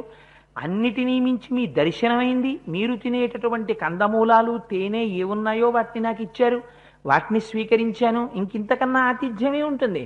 అందుకని నేను చాలా తృప్తి చెందాను. మీరు ఇంతకన్నా శ్రమ తీసుకోకండి. నాకు ఇంతకు మించి ఏదీ అక్కర్లేదు. మీరు చాలా జాగ్రత్తగా గమనించాలి. మనిషి మనసు ఎలా మారుతుందో గమనించండి. ఏమంటున్నారు విశ్వామిత్ర మహారాజు గారు? ఏమయ్యా, ఆతిథ్యం స్వీకరించి వెళ్ళు అంటే నేను దేని చేత తృప్తి పొందాను? మీరు పెట్టిన కందమూల ఫలాలకి తృప్తి చెందాను, తేనెకి తృప్తి చెందాను, అర్ఘ్యానికి తృప్తి చెందాను, పాజ్యానికి తృప్తి చెందాను. అన్నిటినీ మించి మీ దర్శనానికి తృప్తి పొందాను. చాలు చాలు, మీ వంటి బ్రహ్మర్షిని, మహాపురుషుణ్ణి దర్శనం చేశాను. ఇంకింతకన్నా ఏం కావాలి? అందుకని నాకేం అక్కర్లేదు మహానుభావ, మీరు ఆతిథ్యం ఇచ్చినట్టే. వారి మొహం మాట్లాడడంలో కూడా ఒక అందం ఉండాలి. నా మొహం మీరేం ఇస్తారులేండి, మేము తినేది వేరుగా ఉంటుంది, మీరు పెట్టలేరు అండం కాదు. మీరు మాకు ఇచ్చారు, మీ దగ్గర ఉన్నవి మాకు ఇచ్చారు, కందమూలాలు ఇచ్చారు, తేనె ఇచ్చారు, మీ దర్శనం ఇచ్చారు, ఇంతకన్నా ఏం కావాలి, మాకు అక్కర్లేదు, మేము ప్రీతి చెందాం, బయలుదేరుతాం అన్నారు. నిర్బంధించాడు వశిష్ఠుడు. ఎందుకని? ఏదో నోటి మాటగా మాట్లాడడం కాదు, ఇష్టం లేకుండా ఇదేంటి కాఫీ తాగుతారా కొంచెం అని అడిగి, పాలు ఇవాళ ఇంక తెప్పించలేదు అనుకుంటానే అని భార్య వంక చూసంటే ఏమిటి దాని అర్థం? మీరు అడక్కండి కాఫీ అనే కదా దాని అర్థం. అందుకని అలా మాట్లాడిన వాడు కాదు, నోటి వెంట ఏ మాట అన్నాడో ఆ మాటకి కట్టుబడేటటువంటి స్వభావం ఉన్నవాడు. ఈ సమయంలో ఆతిథ్యం స్వీకరించమని నేను అన్నాను, అందుకని మీరు ఆతిథ్యం స్వీకరించవలసిందే, తప్పకుండా ఆతిథ్యం స్వీకరించి వెళ్ళండి అన్నాడు. అంటే ఆయన అన్నాడు, విశ్వామిత్రుడు మీ ఇచ్చ ఎలా ఉంటే అలా కానివ్వండి అన్నాడు. అంటే ఏమిటి? ఆయనకి ఏం పెద్ద అయ్యో మహానుభావుడు వశిష్ఠ మహర్షి మనకి ఏదో పెట్టాలి, మనం తినాలి అని కోరికేం లేదు. వారు మహానుభావులు, మహర్షి, ఆశ్రమానికి వచ్చాం, ఆశ్రమానికి అన్న భావన అంతే. కనీసం రుచి మీద కోరిక కూడా లేదప్పుడు. జ్ఞాపకం పెట్టుకోండి. ఏమంటే మీ ఆశ్రమంలో మెనూ ఏమిటండి ఇవాళ, ఏం వండుతారు అని ఏం అడగలేదు ఆయన. సరే మీ ఇచ్చ ఎలా ఉంటే అలా కానివ్వండి, మీరు ఏం పెడితే దాన్ని మాకు పెట్టండి అని అడిగారు.